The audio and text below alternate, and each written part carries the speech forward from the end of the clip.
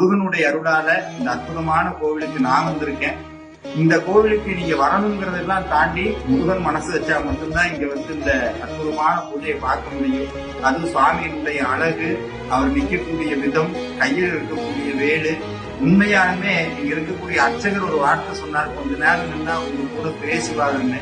நிச்சயமா பேசுறாருங்க முருகன். மறக்காம இந்த கோவிலுக்கு ஒரு தடவையாவது வந்து பாருங்க.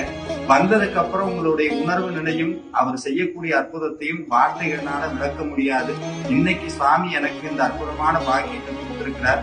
இதையெல்லாம் தாண்டி ஒரு அதிசயம் என்னன்னா, எத்தனையோ கோவில்களுக்கு உதாரணமாக நான் ஒரு கோவிலை சொல்லுவேன், நல்லூர் கந்தசுவாமி கோவில். இன்னைக்கு தமிழ்நாட்டுல கோயம்புத்தூர்ல நமக்கு பக்கத்திலேயே இப்படி ஒரு கோவில் எல்லா கோவிலுக்கும் உதாரணமாக இருக்குங்கிறத சுவாமி நீ கூட்டு வந்து பாடுறா, நீ கொஞ்சம் சொல்லி வந்து காட்டிட்ட. மறக்காம இந்த கோவிலுக்கு வந்து பாருங்க. சாமியினுடைய பெருமைய வார்த்தைகளால சொல்ல இயலாது, முருகன் மட்டும்தான் உணர்த்த முடியும்.